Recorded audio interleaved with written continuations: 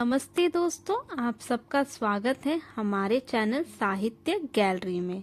मुंशी प्रेमचंद की प्रसिद्ध रचनाओं में से एक रचना है त्रियाचरित्र। तो चलिए सुनते हैं। सेठ लगनदास जी के जीवन की बगिया फलहीन थी। कोई ऐसा मानवीय, आध्यात्मिक या चिकित्सात्मक प्रयत्न ना था जो उन्होंने न किया हो। यो शादी में एक पत्नी व्रत के कायल थे, मगर जरूरत और आग्रह से विवश होकर एक दो नहीं 5 शादियां की। यहाँ तक कि उम्र के 40 साल गुजर गए और अंधेरे घर में उजाला न हुआ। बेचारे बहुत रंजीदा रहते। ये धन संपत्ति, ये ठाट भाट, ये वैभव और ये ऐश्वर्य क्या होंगे? मेरे बाद इनका क्या होगा? कौन इनको भोगेगा? यह ख्याल बहुत अफसोसजनक था। आखिर यह सलाह हुई कि किसी लड़के को गोद लेना चाहिए, मगर यह मसला पारिवारिक झगड़ों के कारण सालों तक स्थगित रहा। जब सेठ जी ने देखा कि बीवियों में अभी तक सुलह ना हो रही हो, तो उन्होंने नैतिक साहस से काम लिया और एक होनहार अनाथ लड़के को गोद ले लिया। उसका नाम रखा गया मगनदास। उसकी उम्र 5-6 साल से ज्यादा न थी। भला का ज़हीन और तमीज़दार था, मगर औरतें सब कुछ कर सकती हैं, दूसरे के बच्चे को अपना नहीं समझ सकती। यहाँ तो 5 औरत का साझा था। अगर एक उसे प्यार करती तो बाकी 4 औरतों का फर्ज था कि उससे नफरत करे। हाँ, लेकिन सेठ जी उसके साथ बिल्कुल अपने लड़के की तरह मोहब्बत करते थे। पढ़ाने को मास्टर रखे, सवारी के लिए घोड़े, रईसी ख्याल के आदमी थे। राग रंग का सामान भी मुहैया कराया। गाना सीखने का लड़के का शौक था, तो उसका भी इंतजाम हो गया। गरज जब मगनदास जवानी पर पहुंचा तो रईसाना दिलचस्पियों में उसे कमाल हासिल था। उसका गाना सुनकर उस्ताद लोग कानों पर हाथ रखते। सहसवार ऐसा कि दौड़ते हुए घोड़े पर सवार हो जाता। डील डॉल शक्ल सूरत में उसका सा अलबेला जवान दिल्ली में कम होगा। शादी का मसला पेश हुआ। नागपुर के करोड़पति सेठ मक्खन लाल बहुत लहराए हुए थे। उनकी लड़की से शादी हो गई। धूमधाम का जिक्र किया जाए तो किस्सा वियोग की रात से भी लंबा हो जाए। मक्खन लाल का उसी शादी में दिवाला निकल गया। इस वक्त मगनदास से ज्यादा ईर्ष्या के योग्य आदमी और कौन होगा? उसकी जिंदगी की बहार उमंगों पर भी और मुरादों के फूल अपनी बशनबी ताजगी में खिलखिलाकर हुस्न और ताजगी का समा दिखा रहे थे। मगर तकदीर की देवी कुछ और ही सामान कर रही थी। वह सैर सपाटे के इरादे से जापान गया हुआ था कि दिल्ली से खबर आई कि ईश्वर ने तुम्हें एक भाई दिया है। मुझे इतनी खुशी कि ज्यादा अरसे तक जिंदा न रह सकूं। तुम बहुत जल्द लौट आओ। मगनदास के हाथ से तार का कागज छूट गया और सर में ऐसा चक्कर आया कि जैसे किसी ऊंचाई से गिर पड़ा। मगनदास का किताबी ज्ञान बहुत कम था, मगर स्वभाव की सजनता से वह खाली हाथ न था। हाथों की उदारता ने, जो समृद्धि का वरदान है, हृदय को भी उदार बना दिया था। उसे घटनाओं की इस काया पलट से दुख तो जरूर हुआ, आखिर इंसान ही था, मगर उसने धीरज से काम लिया और एक आशा और भय की मिली जुली हालत में देश को रवाना हुआ। रात का वक्त था। जब अपने दरवाजे पर पहुंचा तो नाच गाने की महफिल सजी हुई थी। उसके कदम आगे ना बढ़े। वह लौट आया और एक दुकान के चबूतरे पर बैठकर सोचने लगा कि अब क्या करना चाहिए। इतना तो उसे यकीन था कि सेठ जी उसके साथ भी भलमानसी और मोहब्बत से पेश आएंगे, बल्कि शायद अब और भी कृपा करने लगे। सेठानियां भी अब उसके साथ गैरों सा बर्ताव ना करेंगी। मुमकिन है कि मंझली बहू, जो इस बच्चे की खुशनसीब माँ है, उससे दूर दूर रहे, मगर बाकी चारों सेठानियों की तरफ से सेवा सत्कार में कोई शक नहीं था। उनकी ठास से वो फायदा उठा सकता था। उसके स्वाभिमान ने यह गवारा ना किया कि जिस घर में मालिक की हैसियत से रहता था, उसी घर में अब एक आश्रित की हैसियत से जिंदगी बसर करे। उसने फैसला कर लिया था कि अब वो यहाँ नहीं रहेगा।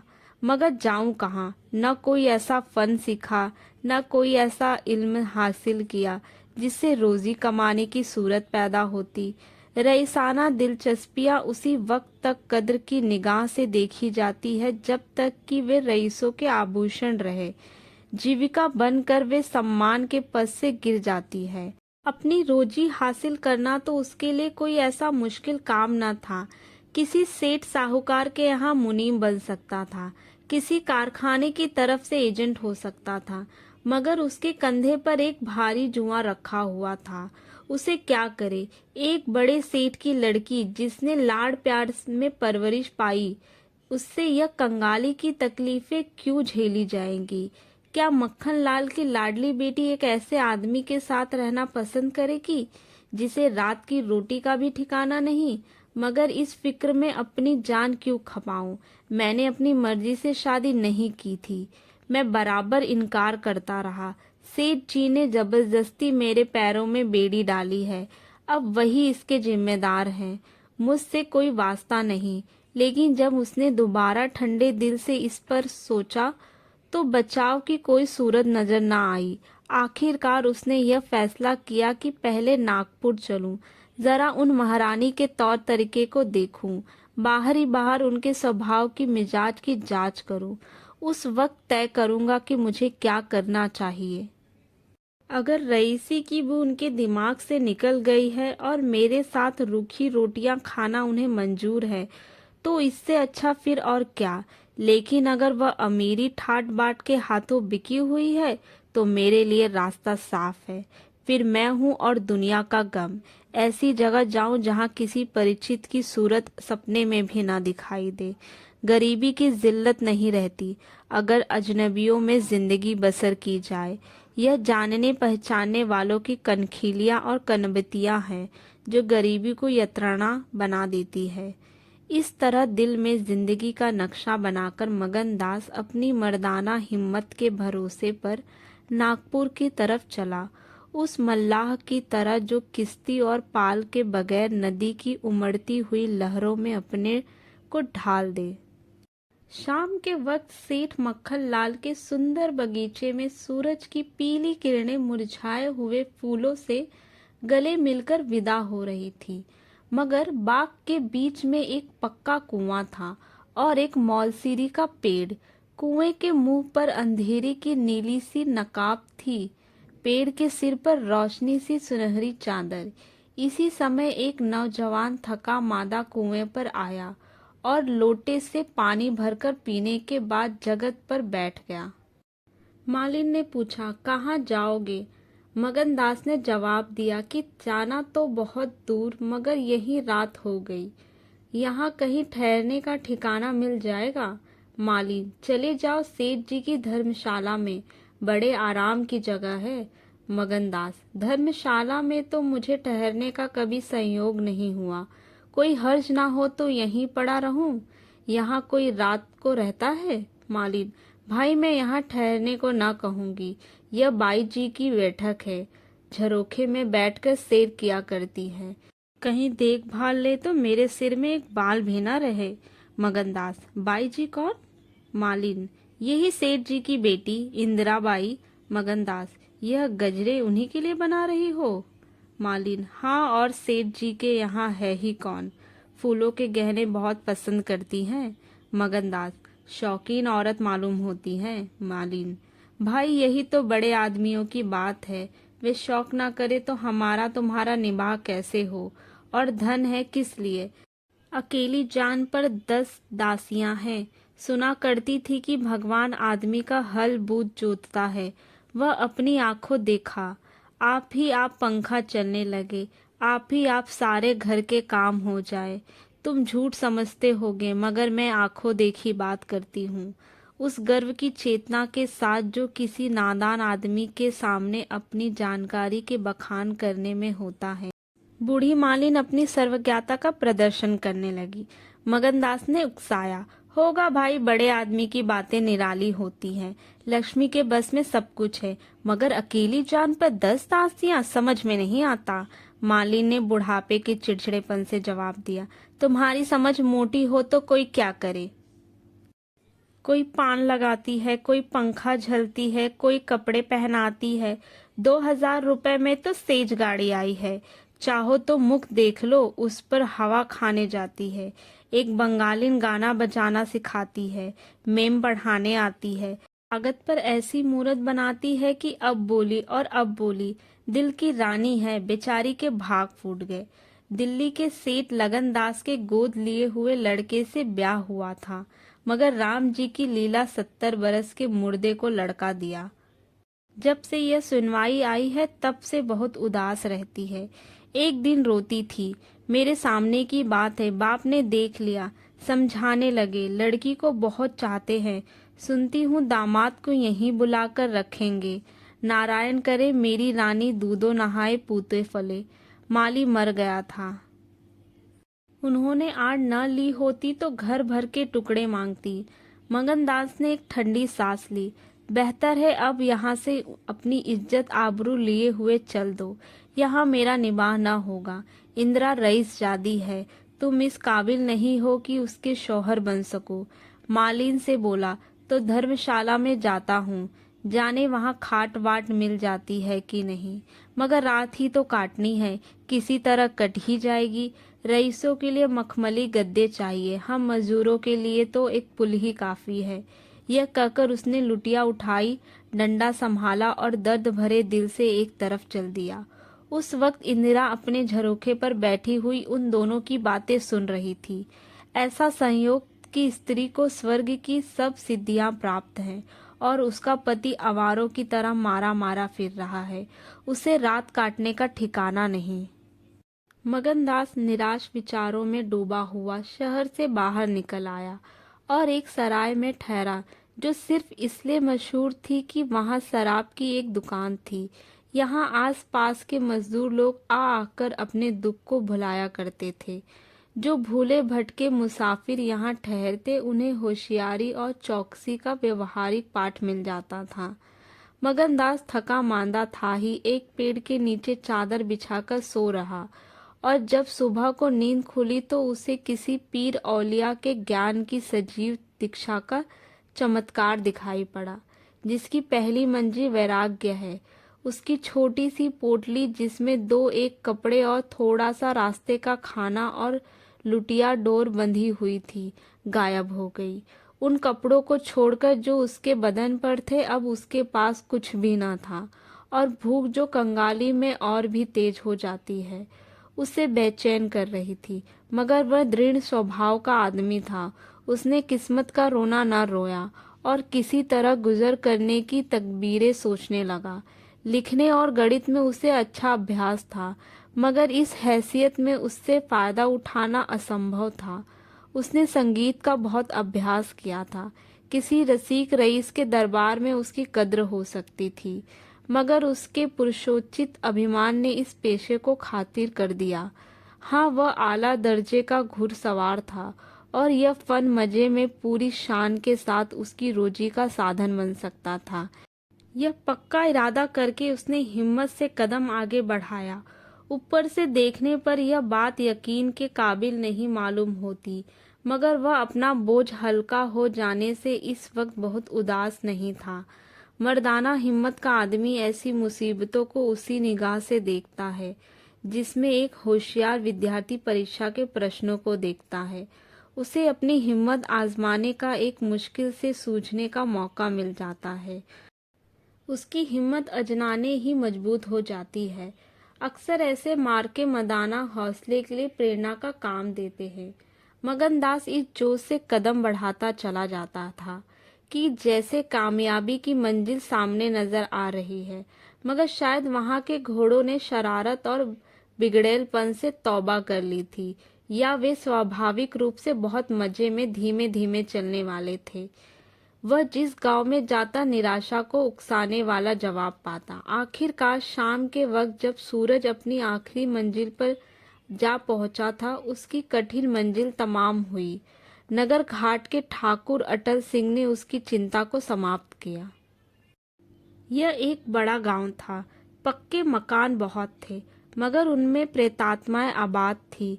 कई साल पहले प्लेग ने आबादी के बड़े हिस्से को इस क्षणभंगुर संसार से उठाकर स्वर्ग में पहुंचा दिया था। इस वक्त प्लेग के बचे खुचे वे लोग गांव के नौजवान और शौकीन जमींदार साहब और हल्के के कारगुजार और रोबीले थानेदार साहब थे।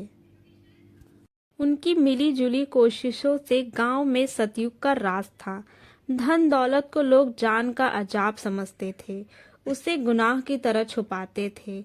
घर घर में रुपए रहते हुए लोग कर्ज लेकर खाते और फटे हालों की तरह रहते थे। इसी में निबाह था। काजल की कोठरी थी, सफेद कपड़े पहनना, उन पर धब्बा लगाना था। हुकूमत और जबरदस्ती का बाजार गर्म था। अहीरों के यहाँ आजान के लिए भी दूध न था। थाने में दूध की नदी बहती थी। मवेशी खाने के मुरहिर दूध की कल्लियां करते थे। इसी अंधेर नगरी को मगनदास ने अपना घर बनाया। ठाकुर साहब ने असाधारण उदारता से काम लेकर उसे रहने के लिए एक मकान भी दे दिया, जो केवल बहुत व्यापक अर्थों में मकान कहा जा सकता था। इसी झोपड़ी में वह एक हफ्ते से जिंदगी के दिन काट रहा है। उसका चेहरा जर्द है और कपड़े मैले हो रहे हैं, मगर ऐसा मालूम होता है कि अब इन बातों की अनुभूति ही नहीं रही। जिंदा है मगर जिंदगी रुखसत हो गई है। हिम्मत और हौसला मुश्किल को आसान कर सकते हैं, आंधी और तूफान से बचा सकते हैं, मगर चेहरे को खिला सकना उनके सामर्थ्य से बाहर है। टूटी हुई नाव पर बैठकर मल्हार गाना हिम्मत का काम नहीं, हिमाकत का काम है। एक रोज जब शाम के वक्त वह अंधेरे में खाट पर पड़ा हुआ था, एक औरत उसके दरवाजे पर आकर भीख मांगने लगी। मगनदास का आवाज परिचित जान पड़ी। बाहर आकर देखा तो वही चंपा मालिन थी। कपड़े तार तार, मुसीबत की रोती हुई तस्वीर। बोला, मालिन, तुम्हारी यह क्या हालत है? मुझे पहचानती हो? माली ने चौंक कर देखा और पहचान गई। रोकर बोली, बेटा अब बताओ मेरा कहाँ ठिकाना लगे? तुमने मेरा बना बनाया घर उजाड़ दिया। न उस दिन तुमसे बात करती, न मुझ पर विपत पड़ती। बाई ने तुम्हें बैठ देख लिया, बातें भी सुन ली। सुबह होते ही मुझे बुलाया और बरस पड़ी। नाक कटवा लूंगी, मुंह में कालीन लगवा दूंगी। चुड़ैल कटनी, तू मेरी बात किसी गैर आदमी से क्यों चलाए? तू दूसरों से मेरी चर्चा करे? वह क्या तेरा दामाद था जो तू उससे मेरा दुखड़ा रोती थी? जो कुछ मुंह में आया बकती रही, मुझसे भी ना सहा गया। रानी रूठेगी, अपना सुहाग लेंगी। बोली, बाई जी मुझसे कसूर हुआ, लीजिए अब जाती हूँ। छींकते नाक कटती है तो मेरा निबाह ना होगा। ईश्वर ने मुंह दिया है तो आहार भी देगा। 4 घर से मांगूंगी तो पेट भर ही जाएगा। छोकरी ने मुझे खड़े खड़े निकलवा दिया। बताओ, मैंने तुमसे उसकी कौन सी शिकायत की थी? उसकी क्या चर्चा की थी? मैं तो उसका बखान कर रही थी, मगर बड़े आदमियों का गुस्सा भी बड़ा होता है। अब बताओ मैं किसकी होकर रहूं? 8 दिन इसी तरह टुकड़े मांगते हो गए। एक भतीजी उन्हीं के यहाँ नौकर थी, उसी दिन उसे भी निकाल दिया। तुम्हारी बदौलत जो कभी ना किया था वह करना पड़ा। तुम्हें कहाँ का दोष लगाऊं? किस्मत में जो लिखा था देखना पड़ा। मगनदास सन्नाटे में आ गया। आह, मिजाज का यह हाल है, यह घमंड, यह शान। मालिन को सांत्वना दिलाया। उसके पास अगर दौलत होती तो उसे माला माल कर देता। सेठ मक्खन लाल की बेटी को भी मालूम हो जाता कि रोजी की कुंजी उसी के हाथ में नहीं है। बोला, तुम फिक्र ना करो, मेरे घर में आराम से रहो। अकेले मेरा जी भी नहीं लगता। सच कहो तो तुम्हारी तरह एक औरत की तलाश थी। अच्छा हुआ तुम आ गई। मालिन ने आंचल फैलाकर असीम आशीर्वाद दिया। बेटा तुम जुग जुग जियो, बड़ी उम्र हो। यहाँ कोई घर मिले तो दिलवा दो। मैं यहाँ रहूंगी तो मेरी भतीजी कहाँ जाएगी? वह बेचारी शहर में किसके आसरे रहेगी? मगनलाल ने खून के जोश आया। उसके स्वाभिमान को चोट लगी। उन पर यह आफत मेरी लाई हुई है। उनकी इस आवारगर्दी का जिम्मेदार मैं हूँ। बोला, कोई हर्ज ना हो तो उसे भी यहीं ले आओ। मैं दिन को यहाँ बहुत कम रहता हूँ। रात को बाहर चारपाई डालकर पड़ा रहूंगा। मेरी वजह से तुम लोगों को कोई तकलीफ ना होगी। यहाँ दूसरा मकान मिलना मुश्किल है, यही झोपड़ा बड़ी मुश्किल से मिला है। यह अंधेर नगरी है, जब तुम्हारा सुबीता कहीं लग जाए तो चली जाना। मगन दास को यह मालूम था कि हजरते इश्क उसकी ज़बान पर बैठे हुए उससे यह कहला रही है। क्या यह ठीक है कि इश्क पहले मासूक के दिल में पैदा होता है? नागपुर इस गांव से 20 मील की दूरी पर था। चंपा उसी दिन चली गई और तीसरे दिन रंभा के साथ लौट आई।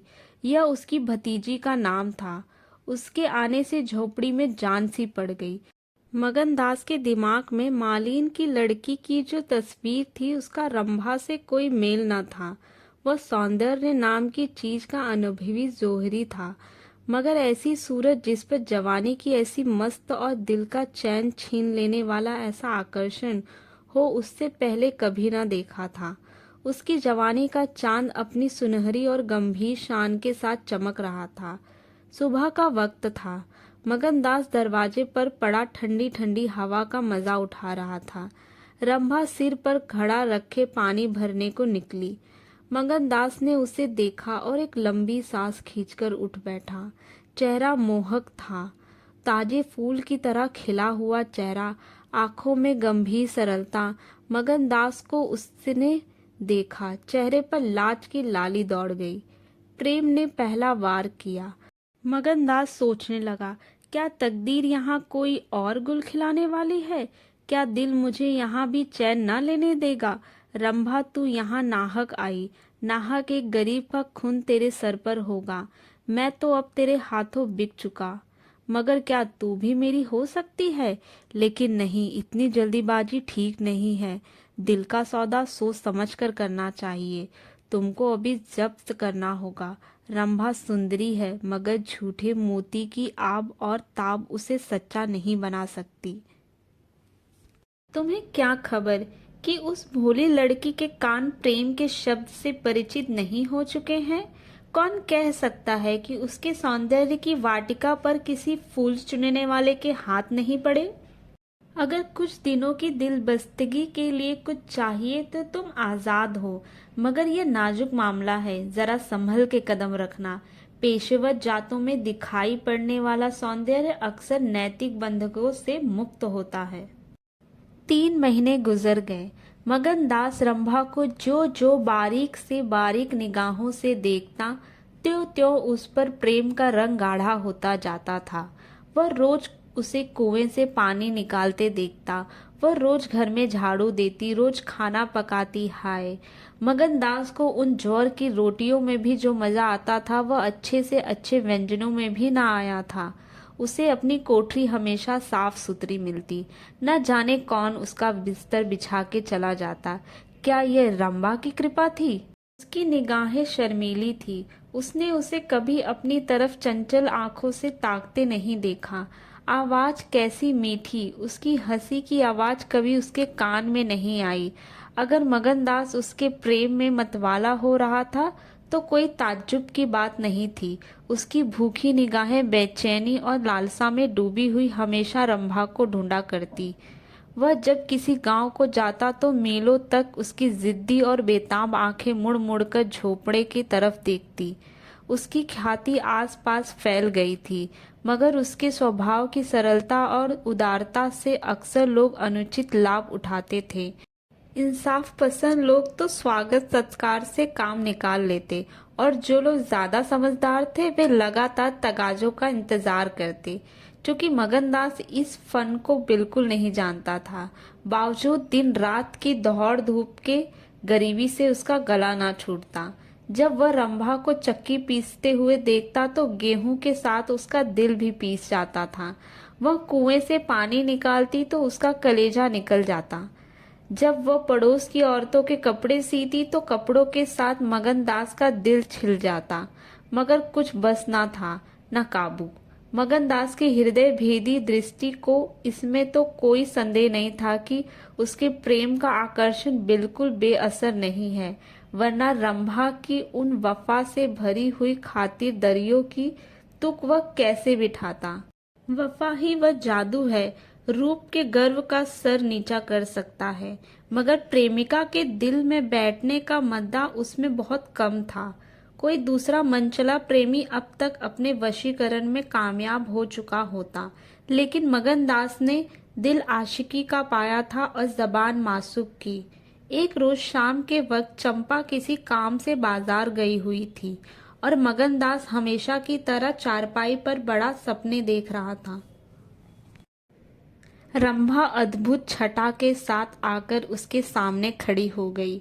उसका भोला चेहरा कमल की तरह खिला हुआ था और आंखों में सहानुभूति का भाव झलक रहा था।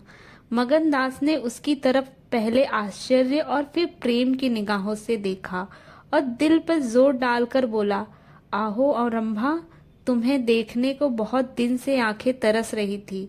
रंभा ने भोलेपन से कहा, मैं यहाँ ना आती तो तुम मुझसे कभी ना बोलते।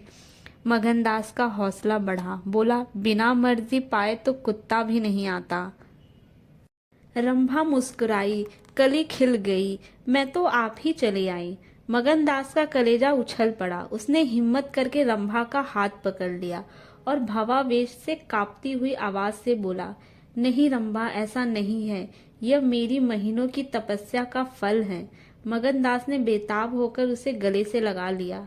जब वह चलने लगी तो अपने प्रेम की ओर प्रेम भरी दृष्टि से देखकर बोली, अब यह प्रीत हमको निभानी होगी। पो फटने के वक्त जब सूर्य देवता के आगमन की तैयारियां हो रही थी, मगनदास की आंखें खुली रंभा आटा पीस रही थी। उस शांतिपूर्ण सन्नाटे में चक्की की घुमर घुमर बहुत सुहानी मालूम होती थी और वह उसके सुर के सुर मिलाकर अपने प्यारे ढंग से गाना गा रही थी।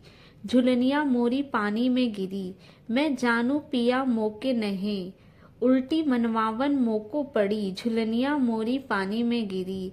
साल भर गुजर गया। मगनदास की मोहब्बत और रंभा के सलीके न मिलकर उस वीरान झोपड़े को कुंज बाग बना दिया। अब वहां गाय थी, फूलों की कारियां थी और कई देहांती ढंग के मोड़े थे। सुख सुविधा की अनेक चीजें दिखाई पड़ती थी। एक रोज सुबह के वक्त मगनदास कहीं जाने के लिए तैयार हो रहा था कि एक सभ्यत व्यक्ति अंग्रेजी पोशाक पहने हुए उसके पास पहुंचा और उसे देखते ही दौड़कर गले से लिपट गया। मगनदास और वह दोनों एक साथ पढ़ा करते थे। वह अब वकील हो गया था। मगनदास ने भी अब पहचाना और कुछ झेपता और कुछ झिझकता उससे गले लिपट गया। बड़ी देर तक दोनों दोस्त बातें करते रहे। बातें क्या थी, घटनाओं और सहयोग की एक लंबी कहानी थी। कई महीने हुए, सेठ लगन का छोटा बच्चा चेचक की नजर हो गया। सेठ जी ने भी दुख के मारे आत्महत्या कर ली और अब मगनदास सारी जायदाद, कोठी, इलाके और मकानों का एकमात्र स्वामी था। सेठानियों में आपसी झगड़े हो रहे थे। कर्मचारियों ने गबन को अपना ढंग बनाकर रखा था। बड़ी सेठानी उसे बुलाने के लिए खुद आने को तैयार थी, मगर वकील साहब ने उन्हें रोका था। तब मगनदास न मुस्कुराकर पूछा, तुम्हें क्यों कर मालूम हुआ कि मैं यहाँ हूँ? तो वकील साहब ने फरमाया, महीने भर से तुम्हारी टोह में हूँ। सेठ मक्खनलाल ने अता पता बतलाया। तुम दिल्ली पहुंचे और मैंने अपना महीने भर का बिल पेश किया। रंभा अधीर हो रही थी कि यह कौन है और इनमें क्या बातें हो रही है। 10 बजते बजते वकील साहब मगनदास से एक हफ्ते के अंदर आने का वादा लेकर विदा हुए। उसी वक्त रंभा आ पहुंची और पूछने लगी, ये कौन थे, इनका तुमसे क्या काम था? मगनदास ने जवाब दिया, यमराज का दूत। रंभा, क्या असगुन बकते हो? मगन, नहीं नहीं रंभा, यह असगुन नहीं है, यह सचमुच मेरी मौत का दूत था। मेरी खुशियों के बाग को रौंदते हुए, मेरी हरी भरी खेती को उजाड़ने वाला। रंभा, मैंने तुम्हारे साथ दगा की है। मैंने तुम्हें अपने फरेब के जाल में फंसाया है। मुझे माफ करो। मोहब्बत ने मुझसे ये सब करवाया। मैं मगन सिंह ठाकुर नहीं हूँ। मैं सेठ लगनदास का बेटा और सेठ मक्खनलाल का दामाद हूँ। मगनदास को डर था कि रंभा यह सुनते ही चौंक पड़ेगी और शायद उसे जालिम या दगाबाज कहने लगे, मगर उसका ख्याल गलत निकला। रंभा ने आंखों में आंसू भरकर सिर्फ इतना कहा, तो क्या तुम मुझे छोड़कर चले जाओगे? मगनदास ने उसे गले लगाकर कहा, हाँ रंभा, क्यों? मगन, इसलिए कि इंदिरा बहुत होशियार, सुंदर और धनी है। रंभा, मैं तुम्हें ना छोड़ूंगी। कभी इंदिरा की लौंडी थी, अब उनकी सौत बनूंगी। तुम जितनी मेरी मोहब्बत करोगे उतनी इंदिरा की तो ना करोगे ना। मगनदास इस भोले पर मतवाला हो गया, मुस्कुराकर बोला, अब इंदिरा तुम्हारी लौंडी बनेगी। मगर सुनता हूँ वो बहुत सुंदर है, कहीं मैं उसकी सूरत पर लुभा ना जाऊं। मर्दों का हाल तो तुम जानती ही हो, मुझे अपने से ही डर लगता है। रंभा ने विश्वास भरी आंखों से देखकर कहा, क्या तुम भी ऐसा करोगे? जो जी में आए करना, मैं तुम्हें ना छोड़ूंगी। इंदिरा रानी बने, मैं लौंडी होंगी। क्या इतने पर भी तुम मुझे छोड़ दोगे? मगनदास की आंखें डबडबा गई। बोला, प्यारी, मैंने फैसला कर लिया है कि दिल्ली ना जाऊंगा। यह तो मैं कह ही न पाया कि सेठ जी का देहांत हो गया। बच्चा उनसे पहले ही चल बसा था। अफसोस सेठ जी की आखिरी दर्शन भी ना कर सका। अपना बाप भी इतनी मोहब्बत नहीं करता। उन्होंने मुझे अपना वारिस बनाया है। वकील साहब कहते थे कि सेठानियों में अनबन है, नौकर चाकर लूट मचा रहे हैं। वहाँ यह का हाल है और मेरा दिल वहाँ जाने पर राजी नहीं होता। दिल तो यहाँ है, वहाँ कौन जाए। रंभा जरा देर तक सोचती रही, फिर बोली, तो मैं तुम्हें छोड़ दूंगी। इतने दिन तुम्हारे साथ रही, जिंदगी का सुख लूटा। अब जब तक जिंदगी रहेगी सुख का ध्यान करती रहूंगी। मगर तुम मुझे भूल तो ना जाओगे? साल में एक बार देख लिया करना, इसी झोपड़े में आकर। मगनदास ने बहुत रोका, मगर आंसू न रुक सके। बोले, रंभा, ऐसी बातें ना करो, कलेजा बैठा जाता है। मैं तुम्हें छोड़ नहीं सकता। इसलिए नहीं कि तुम्हारे ऊपर कोई एहसान है, तुम्हारे खातिर नहीं, अपने खातिर। वह शांति, वह प्रेम, वह आनंद जो मुझे यहाँ मिलता है और कहीं नहीं मिल सकता। खुशी के साथ जिंदगी बसर हो, यही मनुष्य के जीवन का लक्ष्य है। मुझे ईश्वर ने यह खुशी यहाँ देख के रखी है, तो मैं उसे क्यों छोड़ूं? धन दौलत को मेरा सलाम है, मुझे उसकी हवस नहीं। रंभा फिर गंभीर स्वर में बोली, मैं तुम्हारे पाँव की बेड़ी ना बनूंगी। चाहे तुम अभी मुझे छोड़ दो, लेकिन थोड़े दिनों में तुम्हारी यह मोहब्बत ना रहेगी। मगनदास को कोड़ा लगा, जो उससे बोला, तुम्हारे सिवा इस दिल में अब कोई और जगह नहीं पा सकता। रात ज्यादा हो गई थी। अष्टमी का चांद सोने का हो चुका था। दोपहर के कोमल की तरह साफ आसमान में सितारे खिले हुए थे। किसी खेत के रखवाले की बांसुरी की आवाज, जिसे दूरी ने तासीर, सन्नाटे, न सूरीदार और अंधेरे ने आत्मिकता का आकर्षण दे दिया था। कानों में आ की आवाज थी, जैसे कोई पवित्र आत्मा नदी के किनारे बैठी हुई पानी की लहरों से या दूसरे किनारे के खामोश और अपनी तरफ खींचने वाले पैरों से अपनी जिंदगी की गम की कहानी सुना रही है। मगनदास सो गया, मगर रंभा की आंखों में नींद न आई। सुबह हुई तो मगनदास उठा और रंभा को पुकारने लगा, मगर रंभा रात को ही अपनी चाची के साथ वहां से चली गई थी। मगनदास को उस मकान के दरों दीवारों पर एक मनहूसियत सी छाई हुई मिली, जैसे घर की जान निकल गई हो। वह घबराकर उस कोठरी में गया जहां रंभा रोज चक्की पीसती थी, मगर अफसोस, आज चक्की एकदम निश्चल थी। फिर वह कुएं की तरफ दौड़ा गया, लेकिन ऐसा मालूम हुआ कि कुएं ने उसे निगल जाने के लिए अपना मुंह खोल दिया है। तब वह बच्चों की तरह चीख उठा। वह रोता हुआ फिर उसी झोपड़ी में आया जहां कल रात तक प्रेम का वास था। मगर हाय, उस वक्त का शोक घर का घर बनी हुई थी। जब जरा आंसू थमे तो उसने घर में चारों तरफ निगाह दौड़ी। रंभा की साड़ी अरगनी पर पड़ी हुई थी। एक पिटारी में वह कंगन रखा हुआ था जो मक्खनदास ने उसे दिया था। बर्तन सब रखे हुए थे, साफ और सुथरे। मगनदास सोचने लगा, रंभा, तूने रात को कहा था मैं तुम्हें छोड़ दूंगी। क्या तूने यह बात दिल से कही थी? मैंने तो समझा था तू दिल लगी कर रही है, नहीं तो तुझे कलेजे में छिपा लेता। मैं तो तेरे लिए सब कुछ छोड़ बैठा था, तेरा प्रेम मेरे लिए सब कुछ था। हाय, मैं यो बेचैन हूँ, क्या तू बेचैन नहीं है? हाय, तू रो रही है, मुझे यकीन है कि तू अब भी लौट आएगी। फिर सजीव कल्पनाओं का एक जमघट उसक सामने आया। वे नाजुक अदाएं, वे मतवाली आंखें, वे भोली भाली बातें, वे अपने को भूली हुई सी मेहरबानियाँ, वह जीवनदायी मुस्कान, वे आशिकों जैसी दिलरोगी, वह प्रेम का नशा, वह हमेशा खिला रहने वाला चेहरा, वह लचक लचक कर कुएं से पानी लाना, वह इंतजार की सूरत, वह मस्ती से भरी हुई बेचैनी, यह सब तस्वीरें उसकी निगाहों के सामने हमरत हो रही थी। मगनदास ने एक ठंडी सांस ली और आंसुओं और दर्द की उमड़ती हुई नदी को मर्दाना जब से रोककर उठ खड़ा हुआ। नागपुर जाने का पक्का फैसला हो गया। तकिए के नीचे से संदूक की कुंजी उठाई तो कागज का एक टुकड़ा निकल आया। यह रंभा की विदा की चिट्ठी थी।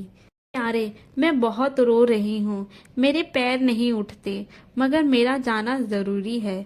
तुम्हें जगाऊंगी तो तुम जाने ना दोगे। हाय, कैसे जाऊं, अपने प्यारे पति को कैसे छोड़ूं? किस्मत मुझसे यह आनंद का घर छुड़वा रही है।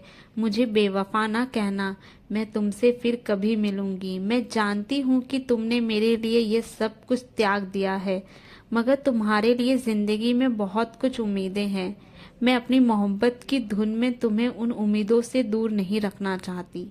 अब तुमसे जुदा होती हूँ, मेरी सुध मत भूलना, मैं तुम्हें हमेशा याद रखूंगी। यह आनंद के दिन कभी ना भूलेंगे। क्या तुम मुझे भूल सकोगे? तुम्हारी प्यारी रंभा। मगनदास को दिल्ली आए हुए 3 महीने गुजर चुके हैं। इस बीच उसे सबसे बड़ा जो निजी अनुभव हुआ वह था कि रोजी की फिक्र और धंधों की बहुतायत में उमड़ती हुई भावनाओं का जोर कम किया जा सकता है। 1.5 साल पहले का बफिक्र नौजवान अब एक समझदार और सूझबूझ रखने वाला आदमी बन गया था। सागर घाट के उन कुछ दिनों से उसे रियासा इन तकलीफों का निजी ज्ञान हो गया था जो करिंदों और मुख्तारों की सख्तियों की दौलत उन्हें उठानी पड़ती है। उसने उसे रियासत के इंतजाम में बहुत मदद दी और गो कर्मचारी दबी जबान से उसकी शिकायत करते थे और अपनी किस्मत और जमाने के उलट फेर को कोसते थे, मगर रियाया खुश थी। हाँ, जब वह सब धंधों से फुर्सत पाता तो एक भोली भाली सूरत वाली लड़की उसके ख्याल के पहलू में आ बैठती और थोड़ी देर के लिए सागर घाट का वह हरा भरा झोपड़ा और उसकी मस्तियां आंखों के सामने आ जाती। सारी बातें एक सुहाने सपने की तरह याद आकर उसके दिल को मसोलने लगती, लेकिन कभी कभी खुद ब खुद उसका ख्याल इंदिरा की तरफ भी जा पहुंचता। गो उसके दिल में रंभा की वही जगह थी, मगर किसी तरह उसमें इंदिरा के लिए भी एक कोना निकल आया था। जिन हालातों और आफतों ने उसे इंदिरा से बेजार कर दिया था वह अब रुखसत हो गई थी। अब उसे इंदिरा से कुछ हमदर्दी हो गई। अगर उसके मिजाज में घमंड है, हुकूमत है, तकल्लुफ है, शान है, तो वो उसका कसूर नहीं है। ये रईसजादों की एक आम कमजोरियां हैं। यही उनकी शिक्षा है। वे बिल्कुल बेबस और मजबूर है। इस बदलते हुए और संतुलित भावों के साथ जहां वह बेचैनी के साथ रंभा की यादों को ताज़ा किया करता था, वहां इंदिरा का स्वागत करने और उसे अपने दिल में जगह देने के लिए तैयार था। वह दिन दूर नहीं था जब उसे उस आजमाइश का सामना करना पड़ा। उसके कई आत्मिक अमीरानन शान शौकत के साथ इंदिरा को विदा कराने के लिए नागपुर गए हुए थे। मगनदास की तबीयत आज तरह तरह के भावों के कारण, जिसमें प्रतीक्षा और मिलन की उत्कंठा विशेष थी, उचाट सी हो रही थी। जब कोई नौकर आता तो वह संभल बैठता कि शायद इंदिरा आ पहुंची। आखिर शाम के वक्त जब दिन और रात गले मिल रहे थे, जनान खाने में जोर शोर से गाने की आवाजें ने बहू के पहुंचने की सूचना दी। सुहाग की सुहानी रात थी। 10 बज गए थे। खुले हुए हवादार सहन में चांदनी छिटकी हुई थी। वह चांदनी जिसमें नशा है, आरजू है और खिंचाव है। गमलों में खिले हुए गुलाब और चंपा के फूल चांद की सुनहरी रोशनी में ज्यादा गंभीर और खामोश नजर आते थे। मगनदास इंदिरा से मिलने के लिए चला। उसके दिल से लालसाएं जरूर थी, मगर एक पीड़ा भी थी। दर्शन की उत्कंठा भी थी, मगर प्यास से खोली मोहब्बत नहीं, प्राणों का खिंचाव था जो उसे खींचे लिए जाता था। उसके दिल में बैठी हुई रंभा शायद बार बार बाहर निकलने की कोशिश कर रही थी, इसलिए दिल में धड़कन हो रही थी। वह सोने के कमरे के दरवाजे पर पहुंचा। रेशमी पर्दा पड़ा हुआ था। उसने पर्दा उठा दिया। अंदर एक औरत सफेद साड़ी पहने खड़ी थी। हाथ में चंद खूबसूरत चूड़ियों के अलावा और कुछ भी बदन पे एक भी जेवर ना था। जो ही पर्दा उठा और मगनदास ने अंदर कदम रखा, वह मुस्कुराती हुई उसकी तरफ बढ़ी। मगनदास ने उसे देखा और चकित होकर बोला, रंभा। और दोनों प्रेमावेश में लिपट गए। दिल में बैठी हुई रंभा बाहर निकल आई थी। साल भर गुजरने के बाद एक दिन इंदिरा ने अपने पति से कहा, क्या रंभा को बिल्कुल भूल गए? कैसे बेवफा हो, कुछ याद है? उसने चलते वक्त तुमसे क्या विनती की थी? मगनदास ने कहा, खूब याद है, वह आवाज भी कानों में गूंज रही है। मैं रंभा को भोली भाली लड़की समझता था, यह नहीं जानता था कि यह त्रिया चरित्र का जादू है। मैं अपनी रंभा को अब भी इंदिरा से ज्यादा प्यार करता हूँ। तुम्हें ठां तो नहीं होती? इंदिरा ने हंसकर जवाब दिया, ठां क्यों होगी? तुम्हारी रंभा है तो क्या मेरा मगन सिंह नहीं है? मैं अब भी उस पर मरती हूँ। दूसरे दिन दोनों दिल्ली से एक राष्ट्रीय समारोह में शरीक होने का बहाना करके रवाना हो गए और सागर घाट जा पहुंचे। वो झोपड़ा, वो मोहब्बत का मंदिर, वह प्रेम भवन फूलों और हरियाली से लहरा रहा था। चंपा मालिन उन्हें वहां मिली। गांव के जमींदार उनसे मिलने के लिए आए। कई दिन तक फिर मगन सिंह को घोड़े निकालने पड़े। रंभा कुएं से पानी लाती, खाना पकाती, फिर चक्की पीसती और गाती। गांव की औरतें फिर उससे अपने कुर्ते और बच्चों के लेसदार टोपियां सिलवाती। हाँ, इतना जरूर कहती है कि उसका रंग कैसा निखर आया है, हाथ पांव कैसे मुलायम पड़ गए हैं। किसी बड़े घर की रानी मालूम होती है, मगर स्वभाव वही है, वही मीठी बोली, वही मुरव्वत, वही हंसमुख चेहरा। इस तरह एक हफ्ता इस सरल और पवित्र जीवन का आनंद उठाने के बाद दोनों दिल्ली वापस आए। और अब 10 साल गुजरने पर भी साल में एक बार उस झोपड़े के नसीब जागते हैं। वह मोहब्बत की दीवार अभी तक उन दोनों प्रेमियों को अपनी छाया में आराम देने के लिए खड़ी है। ये थी कहानी इंदिरा की, जो इतने बड़े घर की बेटी होकर भी अपने पति के सम्मान के लिए पूरा महल त्याग करके उसके साथ झोपड़ी में रहने के लिए आ जाती है। और इसे ही कहते हैं स्त्री का त्रिया चरित्र। ऐसी ही हिंदी कहानियों के लिए आप हमारे चैनल साहित्य गैलरी को लाइक एंड सब्सक्राइब कर सकते हैं। फिर मिलते हैं एक नई कहानी के साथ। धन्यवाद।